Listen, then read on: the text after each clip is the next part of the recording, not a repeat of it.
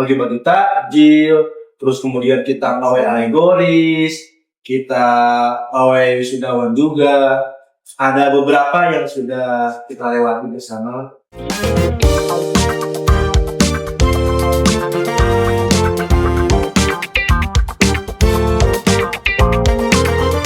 Oke, tadi kakak sendiri menyebut ada lomba cerdas cermat ya? Nah iya, lomba cerdas cermat. Itu tuh kalau boleh tahu tingkatannya tingkatan mana sih?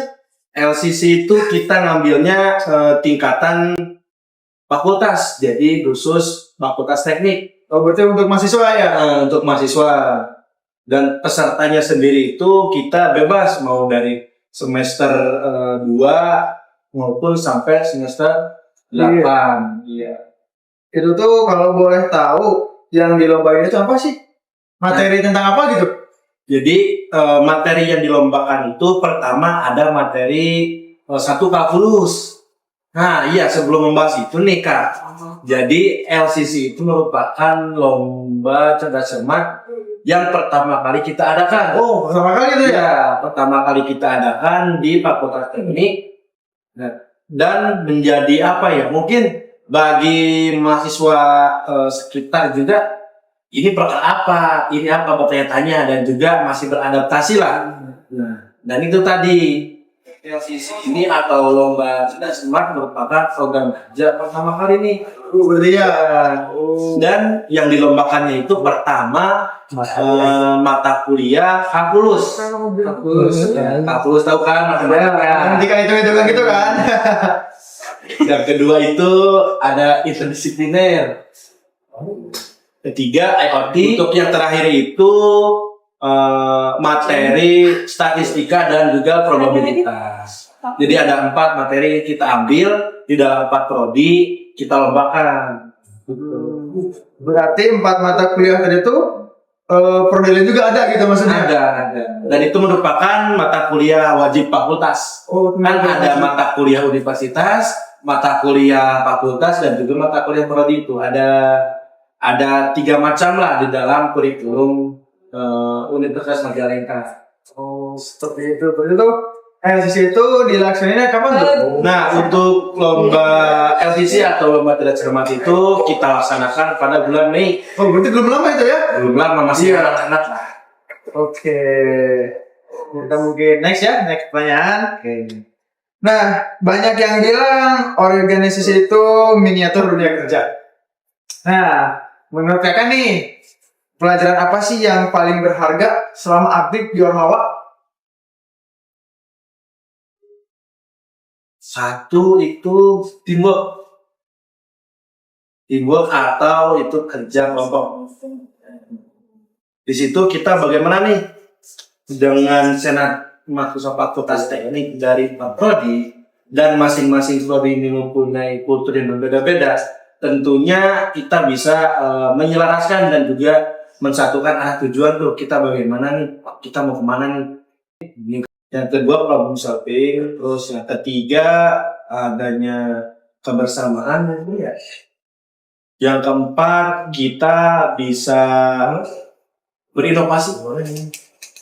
Karena kalau organisasi tidak berinovasi ya berarti stagnan di situ saja, tidak ada mencapai untuk lebih baik.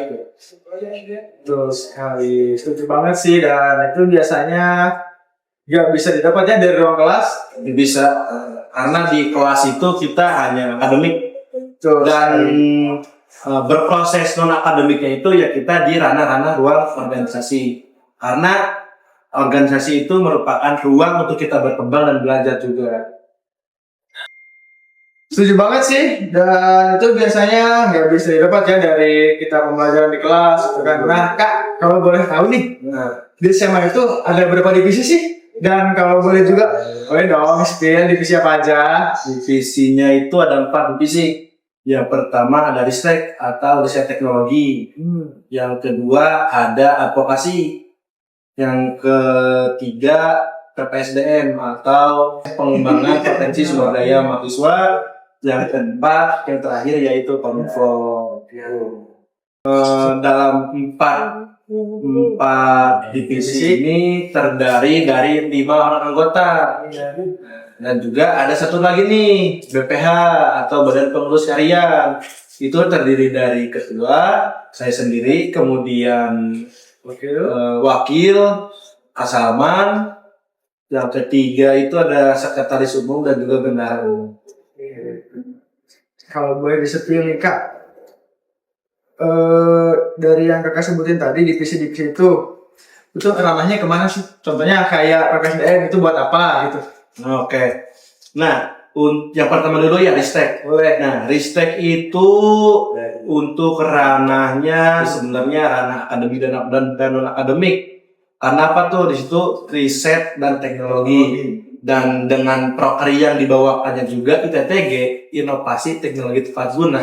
Di situ sangat relevan karena si fokus dalam bidang divisi Ristek itu yaitu riset dan teknologi tadi. Yang kedua nih, ada advokasi. Advokasi sebenarnya ini tuh ranah BPM harusnya atau Badan Permusyawaratan Mahasiswa. Tapi dirasa SEMA juga perlu untuk mengeksekusinya. Karena ya SEMA tadi kan yaitu Badan Eksekutif Mahasiswa.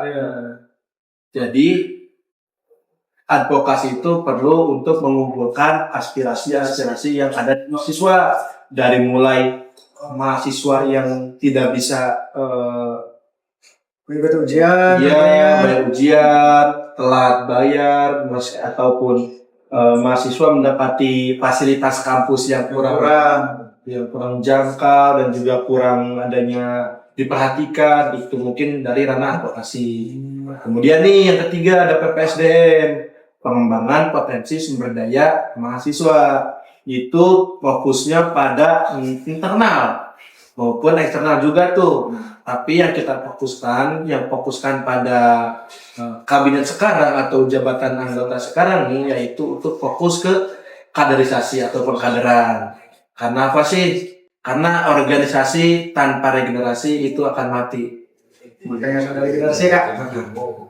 Yang keempat terakhir nih ada divisi Kominfo.